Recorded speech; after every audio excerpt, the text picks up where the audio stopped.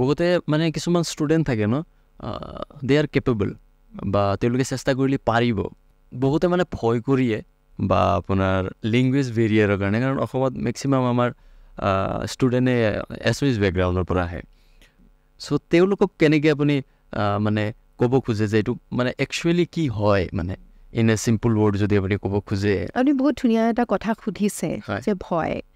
চ' আপুনি এইটোৰ ওপৰতো মই পঢ়িছোঁ কিতাপ, ফিয়াৰৰ ওপৰতো বহুত কিতাপ পঢ়িছোঁ, আৰু নিজৰো কিছুমান ভয় শংকাৰ কেনেকৈ ডিল কৰিব লাগে তাৰ ওপৰত মই এক্সপেৰিমেণ্টছো কৰিছোঁ। এইটো মোৰ নিজৰো প্ৰশ্ন এটা যে কিবা এটা মানে ভয় লাগে ইমান মানে সেই আৰু। চ' আপোনাৰ আমি ভয় কিয় কৰোঁ সেইটো এটা ইম্পৰ্টেণ্ট কথা, যে আপুনি যিকোনো বস্তু যেতিয়া নেদেখে, অচিনাকি হয়, মানে শিশু এজনে নেদেখা মানুহৰ ওচৰলৈ নাযায়, ভয় কৰে। চিমিলাৰ হয়, আপুনি যেতিয়া যিকোনো এটা ছিটুৱেশ্যন বা যিকোনো এটা এক্সপেৰিমেণ্টছৰ সন্মুখীন আগৰলৈকে হোৱা নাই, তেতিয়া আপুনি নিশ্চিতভাৱে ভয় কৰিব।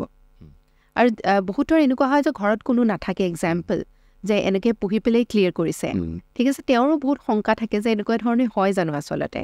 চ' যিহেতু অচিনাকি, যেতিয়া কেতিয়াও চোৱা নাই, কেতিয়াও দেখা নাই, আৰু নিজে সোমোৱা নাই, নিজে এক্সপেৰিমেণ্টটো কৰা নাই, ভয়টো স্বাভাৱিক হয়। ভয়টো এতিয়া কেনেকৈ দূৰ কৰিব? ভয়টো দূৰ কৰাৰ উপায় হৈছে আপুনি ভয়টো ফেচ কৰা, ঠিক আছে। ভয়টো ভাবি পেলাই যদি আপুনি পিছ হুমুকি যায়, আপুনিতো নিজৰ সেই চান্সটোৱে নল'লে।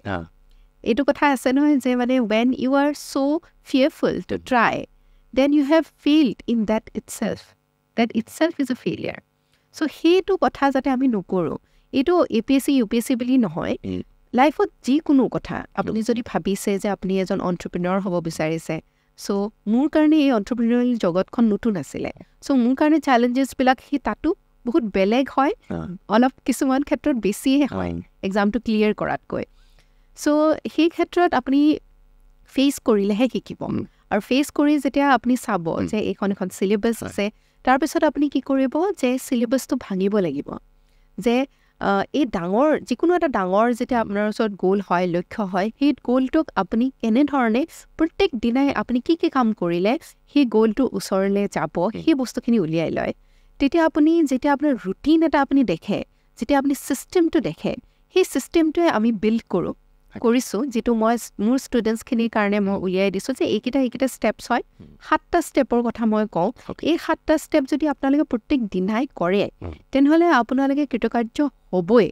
কেনেকুৱা 7টা ষ্টেপ? 7টা ষ্টেপ যেনেকৈ প্ৰত্যেক দিনাই চিলেবাছখন চোৱা, চিলেবাছত কি আছে, কি কি টপিক আছে। চিলেবাছখনে দেখায় যে যিটো ৰিক্ৰুটিং এজেঞ্চি APSC হওক UPSC হওক, কেনেকুৱা মানুহ ল'ব বিচাৰিছে, কোনবিলাক বিষয়বস্তু জনা মানুহ ল'ব বিচাৰিছে। চ' সেই বস্তুটো যেতিয়া আপুনি প্ৰত্যেক দিনাই চাই থাকে, দেখি থাকে, তেতিয়া আপোনাৰ মাইণ্ডটোক এক্লিমেটাইজ কৰি থাকে, মাইণ্ডটোক মানে আপুনি ফেমিলিয়াৰাইজ কৰি থাকে, চিনাকি কৰি থাকে যে এইকেইটা বস্তু, ঠিক আছে। তাৰপিছত আপুনি প্ৰিভিয়াছ ইয়েৰ কুৱেশ্যন চালে, হয়, বিগত বৰ্ষত কেনেকুৱা ধৰণৰ প্ৰশ্ন আহিছে, যিখিনি উত্তৰ লিখিবলগীয়া হৈছে, ক্লিয়াৰ কৰিব লাগে। চ' যেতিয়া আপুনি বাৰে ফাৰ্ষ্ট দুটা বস্তু কৰিব লাগিব, যেতিয়া বাৰে এইকেইটা বস্তু চায়, তেতিয়া আপুনি যেতিয়া নিউজ পেপাৰখন খোলে, আপোনাৰ পাঠ্যপুথি খোলে বা আমাৰ নোট খোলে, তেতিয়া আপুনি গম পায় এই টপিকটো কোনটো পেপাৰৰ পৰা আহিছে, কোনটো পেপাৰত প্ৰশ্ন সুধিব পাৰে এই টপিকটোৰ ওপৰত। যেতিয়া আপুনি এনেধৰণে এখোজকৈ প্ৰত্যেক দিনাই এই এটুপকৈ যেতিয়া আপোনাৰ মানে বাকেটটো ভৰাই গৈ থাকে, এটা সময়ত দেখিব আপোনাৰ নলেজৰ এটা ধুনীয়া আপুনি মানে কালেকশ্যন আপোনাৰ আহি পৰিছে, আৰু সেই কালেকশ্যনটোৱে সেই আপোনাৰ নলেজটোৱে আপোনাৰ হৈ পৰে ষ্ট্ৰেংথ। এতিয়া আপুনি চিনাকি হোৱাৰ পিছত বাৰে যেতিয়া মক টেষ্ট দিলে, এনচাৰ লিখিলে, যিখিনি কাম কৰি পেলাই আপুনি অফিচাৰ হ'ব পাৰিব, প্ৰত্যেক দিনাই যেতিয়া সেইখিনি কাম কৰে, আপুনি নিশ্চিত হয় যে আপুনি ভাল এনচাৰ লিখি আছে। সেইকাৰণে মই যে কৈছোঁ যে হোৱাই কেৰিয়াৰ ক্লাছ ইজ ডিফাৰেণ্ট, আমি অকল পঢ়াতে শেষ নকৰোঁ। আমি এজন ষ্টুডেণ্টে ভাল এনচাৰ লিখিছে, তেওঁ ভালকৈ নোট বনাব পাৰিছে, যিখিনি পৰীক্ষাত গৈ তেখেতৰ হেল্প হ'ব। তেওঁ এনেধৰণে পঢ়ি আছে যে এনেধৰণে ৰিভিজনৰ টাইম টেবল, পুনৰাবৃত্তিৰ টাইম টেবল এখন ৰাখিছে যে তেখেতৰ হলিষ্টিকেলি তেওঁ আগবাঢ়ি গৈছে, প্ৰত্যেক দিনাই তেওঁ কনফিডেঞ্চ ফিল কৰিছে। চ' যেতিয়া তেওঁ সোমাই পৰিব বস্তুটোত, এপদকৈ তেওঁ বস্তুখিনি সংগ্ৰহ কৰিবলৈ ল'ব, তাৰপিছত কনফিডেঞ্চ অট'মেটিকেলি বিল্ড হ'ব।